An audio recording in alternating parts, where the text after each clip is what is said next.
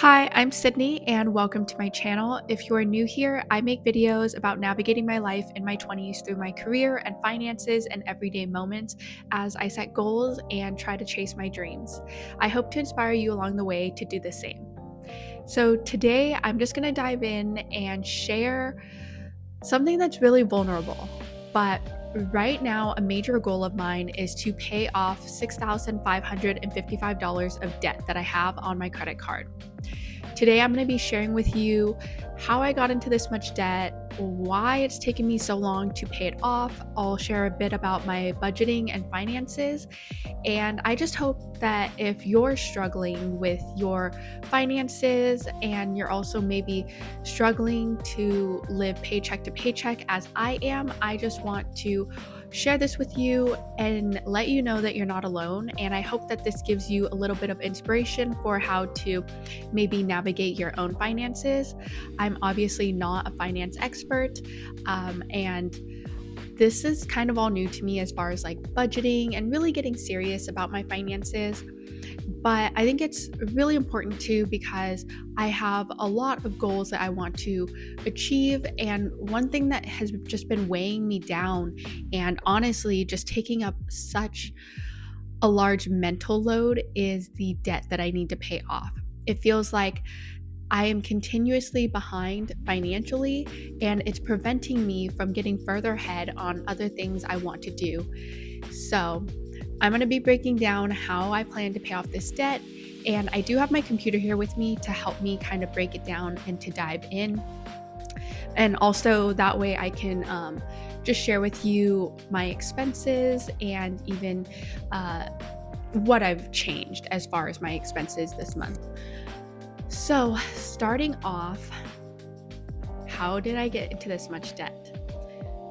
So, I know it's not a ton, but it's a lot. And so, I want to start off by saying that this credit card that I am trying to pay down is actually a credit card that I got when I was in college. It was my very first credit card meant to be used for emergency expenses. And I've always been typically pretty good at paying off my credit card. And up to this point, I've honestly done a pretty good job at always paying down the balance. But of course, that's always meant that I've thought it was okay to accumulate more debt. That being said, in 2021, I started an Airbnb property management business, and I had applied for business credit, but I was denied. And I think that was for various reasons because my business was so brand new and I didn't have that much business history or business credit history. And so I decided to use my personal credit card for my business. Now, I know what you're thinking. This was not a smart decision, and it really wasn't. I really did want to separate it, but I kind of had no choice. And for a while, for the past few years, it was really working pretty fine using my credit card for my personal expenses and my business expenses. And I had my CPA and accountant separate that out when it came time for taxes. And in 2024, I decided to start a Pinterest marketing business because I had been laid off from my full-time 9-to-5 job at the end of 2023. And I thought, okay, how do I make a living without going back to the 9-to-5 right away? I really wanted to try entrepreneurship. Long story short, I ended up going into business debt because I made the poor decision of charging business expenses such as business courses to my credit card. And that is, I would say, one of the major expenses, one of the major reasons why I have accumulated all of this debt is that I wanted to grow my business. I wanted to accelerate my business growth, and I regrettably purchased way too many overpriced business courses from online business experts and gurus. Now, I don't want to dive into my business because that's not the main point of today. The main point of today is to talk about how I am planning to pay off the debt and basically what my plans are and my expenses. So, like I said, my credit card is accumulation of bad business debt, and then personal expenses. And I will say at times I was careless and not tracking my spending and expenses, and a little bit delusional because I went a little bit overboard just spending money on unnecessary things last year. And I say last year because I believe it was in October that I was like, okay, I've had enough. I need to tackle my finances. I need to get this debt gone. So this has been a work in progress. It's just been really challenging, and it's not gone the way I had hoped or expected. With this current credit card, I was honestly struggling with the interest rate, and I believe it was like at a 19% interest rate. Maybe it was higher. I think it was like 19 to 24%. And I think that's about average for most credit cards. And so the interest was just killing me because every time I'd make a payment, I would make just the minimum payment and the interest would still accumulate. So, or if I was behind on a payment, the interest would still accumulate. That being said, I decided, okay, I just don't even want a credit card at this point. Like, I just want to tackle this. So I called my bank and I said, what can I do? I want to get rid of this credit card. I am struggling with the payments. They were unable to defer any payments. So I just decided to take what they offered, which was essentially closing out the credit card and giving me a 1% interest rate, which is what I decided to do. To me, that was my best option. And I thought it was going to be honestly a good way for me to just get rid of the credit card, start fresh. And I know there's always a negativity around closing out credit cards. And I was scared about closing it out because I was worried it would completely negatively impact my credit score. But honestly, it didn't really impact it that badly. So I closed out my credit card because I still thought it was the best option. And so now I still have the balance of $6,555, but with a 1% interest rate. And to me, this is way more manageable because now my minimum monthly payment is $80 a month, where I think is before it was between $100 to $200. And I was struggling with that because I honestly live paycheck to paycheck. And so I'm honestly happy that I did close it out and I don't have to worry about the super high interest rate. Over the past 6 months, I had every intention to pay off my credit card debt aggressively and to make more than the minimum payment. However, unfortunately, life got in the way and I am struggling because I make $21 an hour at my job as an HR coordinator. And in my opinion, $21 is really tough to live on in this economy here in America in 2025. It honestly feels more comparative to making, as if I was making $15 to $16 an hour. $21 doesn't go very far. And I've also been trying to do a better job of budgeting. And I did hire last year in the summer, I hired some financial coach to kind of help me start the process of budgeting, which was really helpful at the time.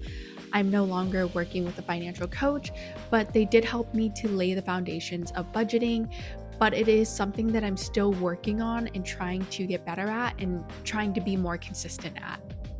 Although my goal was to make large aggressive payments towards my credit card, that hasn't happened because I ended up moving and there was expenses between moving and also paying for a new couch and also just paying off previous subscriptions and expenses that I had prior to wanting to tackle this debt aggressively.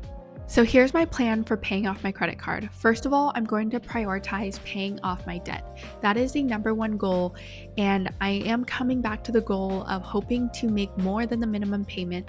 Like I said, my minimum payment is $80 a month, but I would really like to be making $500 to $600, and I am going to do my best to budget for that.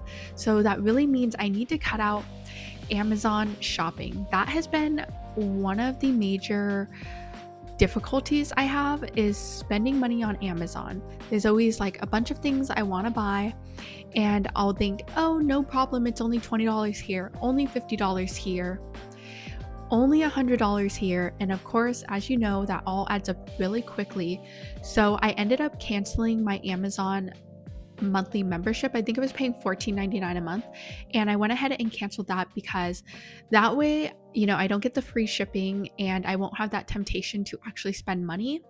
And so far, it's only been I think a week, but I haven't ordered anything.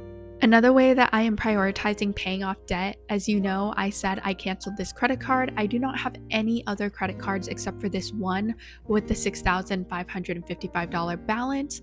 So I can't really charge anything on any other card. I can only use the money that is actually on my debit card. I now have my computer here with me because I'm going to be sharing my budget breakdown or my expenses for each month. And so here we go. My rent is $350 per month, but for the past 3 months, I was paying $650 because we moved into this apartment at the end of December, and with property management, we worked out paying our deposit over 3 months. So we had a $900 deposit split over 3 months. So that was $300 for December, January, and February. I no longer have to pay that, and my portion of the rent is $350, which I split with my fiance. So in total, our monthly rent is $700. And then for my car loan payment, I pay $330 each month. And then for my car insurance, it's $100. My phone bill is $31. My internet bill is $120 per month. My minimum credit card payment is $80. I do pay for a bookkeeper. I'm actually paying that out of my personal budget because I closed my business down from my business doing Airbnb management and Pinterest marketing management. I no longer have those businesses, and I closed out that debit card. So I don't have any money coming in from those businesses anymore, so I am going to be continuing to pay for my bookkeeper, which I think is a necessary payment because it really helps me when it comes time for taxes, and working with my CPA, it just makes the whole process so much easier, and I don't really have to think about it. So that is an expense that I think is super necessary. And then my gas fluctuates, so I don't have to commute to an office at all, and I mostly just drive into town for Costco. In town, the town is about 75 miles away, so I might drive there once or twice a month. Plus in the wintertime, I share my car with my fiance, so I think my gas is about $50 to $100 a month, which honestly isn't too bad. And then for utilities, so that's kind of hard to determine, but I think it's roughly $60 a month. And then my groceries are anywhere from at least $300 to $500 on the high end. So I'm going to be monitoring that more and seeing if I can cut down on my grocery bill. I would say honestly, those are my main expenses, and I can't really think of anything else off the top of my head. And the total for the rough total for my monthly expenses is $1,821. Now, I did have subscriptions to Netflix, Spotify, so I'm just going to go over that, but all of these subscriptions have now since been canceled. So I saved myself, I'll break it down. I was paying for Spotify, which was $6 a month, Amazon, which was $15 a month, Netflix, which was $8 a month, CapCut, which was $10 a month. I used CapCut to edit my videos, and then I guess I had signed up for a trial of ChatGPT Pro account, and then I forgot to cancel it. So I didn't realize I was paying $20 a month for that, which I canceled. And then I was also paying for a skincare product, an anti-aging skincare product, which was $50 a month on a subscription. They always get you on a subscription, and it really works because then you forget you're even paying for it. But anyways, the total for all of those subscriptions monthly was $109, which all of those have been canceled. So I no longer have Netflix or Amazon. Oh wait, you know what? I kept Spotify because I felt like Spotify, I could justify the $6 a month for Spotify because I like listening to music and listening to podcasts. So if I can't have Netflix or Amazon, then at least I have Spotify, but everything else I felt like was unnecessary to keep, especially for the moment, you know. I just need to be able to get back on track with balancing my budget, understanding really what my budget is, and making a huge dent in my debt. All right, and so then for my paychecks, like I said, I make 21 an hour. I work 40 hours a week, and so that roughly comes out to, I believe, I'll put the screenshot here, but I believe I make $1,326 or $27 per paycheck. So every 2 weeks I get paid. So bi-weekly, $1,326 and like 26 cents, I believe. And I guess that comes out to a total of like roughly $2,600, a little over $2,600 per month. Yeah, honestly, I have like no good excuses as to why I haven't like paid this down. I have had frivolous spending, I know for sure, spending way too much on Amazon and on subscriptions and buying this skincare product. I think that is definitely a weakness, is buying like skincare products and like personal care products, which I mean, I feel like when I do spend money, it's not on clothes, it's always on like health and wellness and skincare. But with what I'm making each month and with all my expenses, I really can't justify spending money like that. So I am planning, like I said, to really focus on the debt, really monitor my budgeting. I do track my budget and expenses on an Excel spreadsheet, which was given to me by my financial coach. And I had done really good for a while at tracking my expenses and doing my budget each week. And then I kind of fell off the track during the holidays. But now I am getting really serious and I am tracking my budget again. And then another way I am going to try and make more payments make larger payments is by actually looking for a new job. So even though I do like my job, mainly because I like my team and my manager, honestly, $21 an hour is really difficult for me. And with my expenses and how much I need to pay down, it's not enough. So I am in the job market right now looking for a job that is going to be able to pay me more so I can make more aggressive payments. So hopefully in the next 3 months, I'm hoping within the next 3 months that I will have a higher paying job. We'll see, because the job market is pretty difficult. Another thing I thought about was looking for like part-time work or a part-time job with flexible hours that I could do remotely, doing admin work, assistant work, or even like HR work. So I am considering starting an Upwork profile and seeing if I can get any side work just to bring in a little extra income. Unfortunately, I don't live in the city and I feel like I would be spending more money on gas and driving if I were to do like DoorDash, because I have to drive like an hour and 20 minutes, hour and 30 minutes into the city.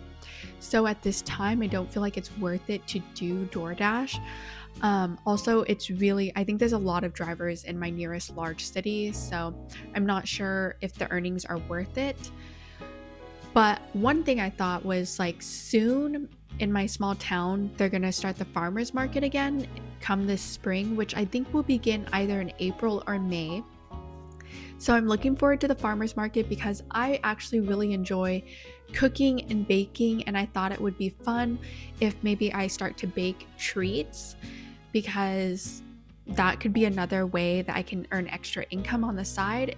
Once the farmers market starts, it's every Saturday. So I'm not sure what that's going to look like or how that will pan out, but I think that will be another idea for me to earn extra money on the side. So that's kind of my goals for right now, is just to stop the unnecessary frivolous spending, to only stick to my budget, and to maybe see if I can scale back my grocery budget. Also, since I don't live near a city, I don't have any restaurants around me, so it's not like I'm eating out or anything like that. It's just all of the subscriptions, all of the unmonitored, unchecked spending that I was doing on Amazon. That is how I got really behind on my credit card payments, and then just spending money through having moved. And I made a large purchase on a couch because we needed a couch. Um, so, yeah, I don't want to keep rambling here, but I just wanted to share this with you because if you're like me, I can feel really discouraged sometimes when I go onto social media and I see how other people seem to have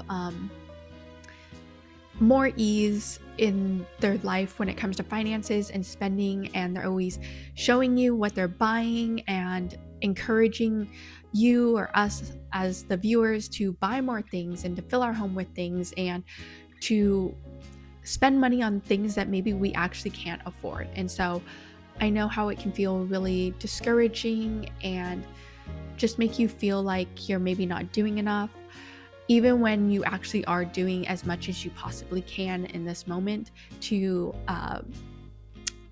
work on your finances. So I hope this video was helpful. Thank you so much for watching, and I do plan to make more videos about budgeting and how I'm spending my paycheck in the future. So don't forget to like and subscribe, and I will see you in the next video.